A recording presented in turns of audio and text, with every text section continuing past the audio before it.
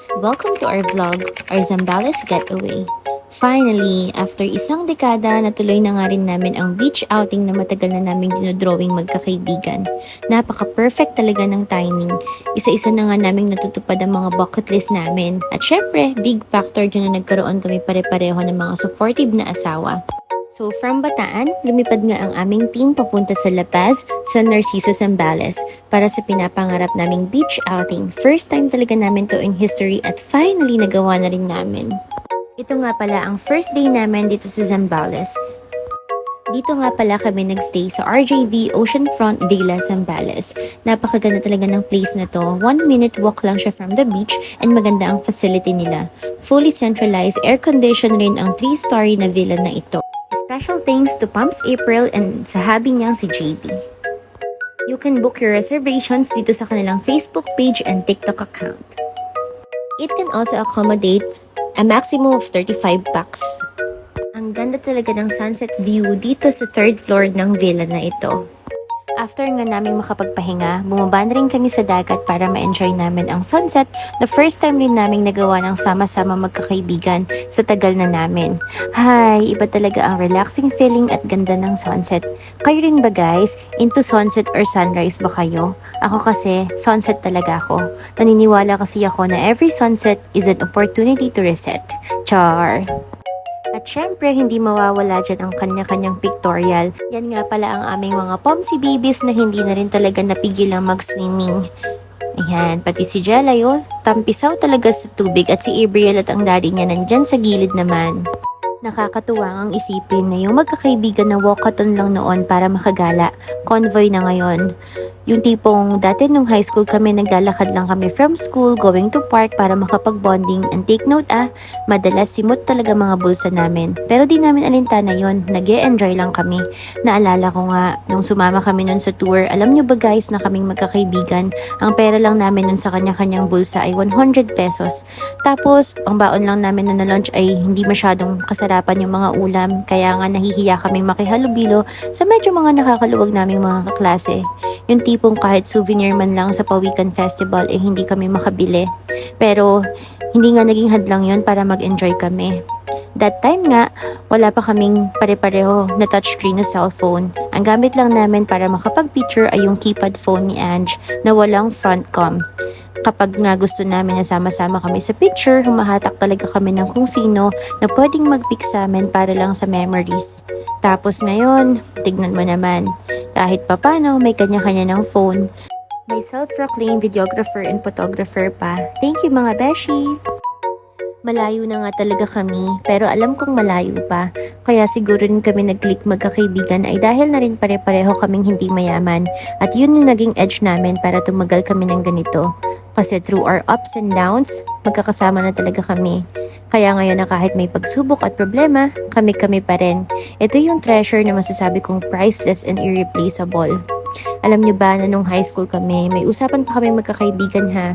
Knock on the wood naman, di naman natin hinihiling agad. Pero kung sakali man na may unang mamatay sa amin, alam nyo ba na ang sabi namin, iba kayong apat nakasakay rin sa loob ng karo nun. Ganon ang level ng friendship namin. Back to the video, ayan nga at inabot na kami na magsisilim, kaka-pictorial. After nga nung ma-prepare na yung mga baon namin, nag-dinner din kami sa villa. Eto nga kami ni Ces at nag-night walk muna dito habang umiinom na ng Alfonso ang mga asawa namin. Ang dami nga rin nagka-camping dito at yung bonfire nga yung isa sa hindi namin nagawa dahil nga may mga babies. Pero alam namin na marami pang pagkakataon. At yan nga may batang nangungulit ng gabi. At eto nga ng madaling araw niyan, sinalubong lang namin yung birthday ni Kim at nag-somji night kami. Celebration na rin pala ito ng mga April babies namin dahil nga si April ay birthday nung April 25.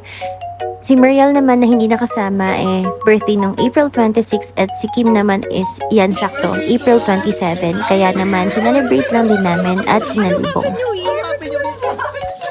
May pa-pictorial nga lang din silang dalawa dyan. At ang dami nilang mga supportive na fans ayan si Rian, at syempre si Pamses, at yung mga mommies naman nandun sa loob pinapatulog ang kanilang mga babies.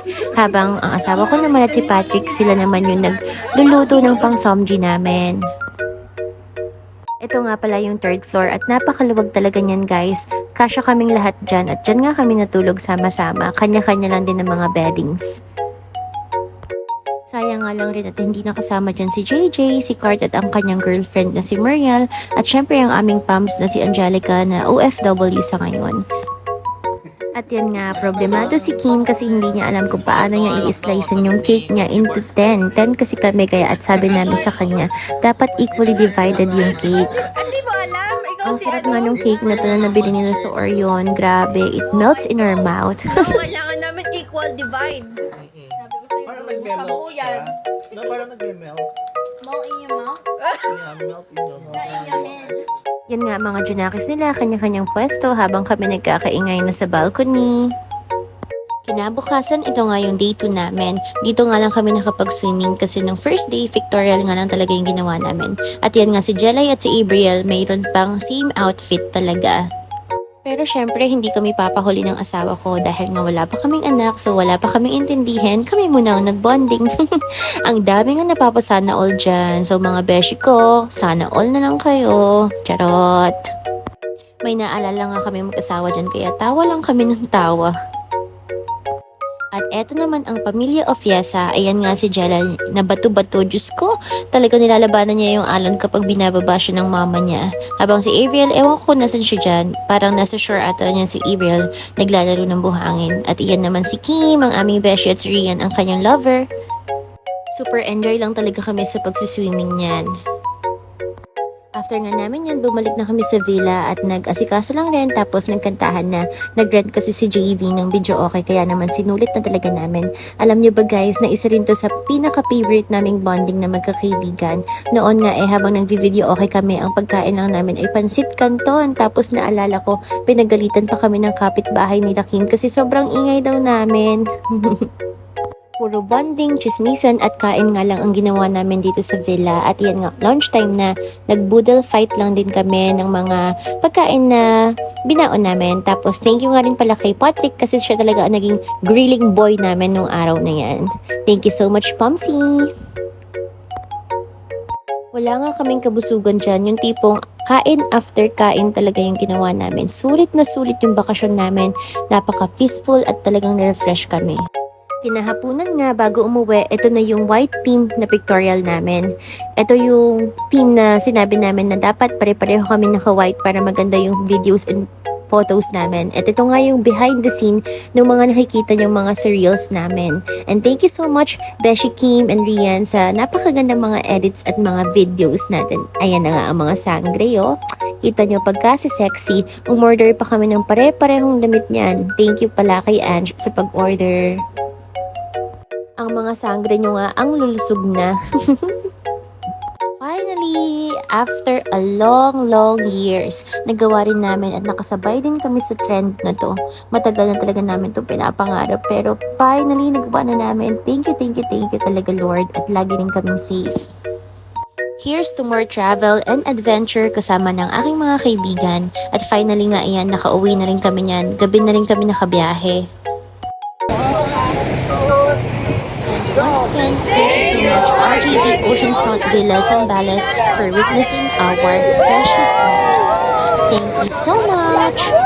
Pahabol nga at yan nga sa sobrang tuwa ni April na kalog niya na si Portia. Kawawa naman, Pams! Thank you dahil tinapos mo yung video. Hope you like it. See you on our next vlog. Bye!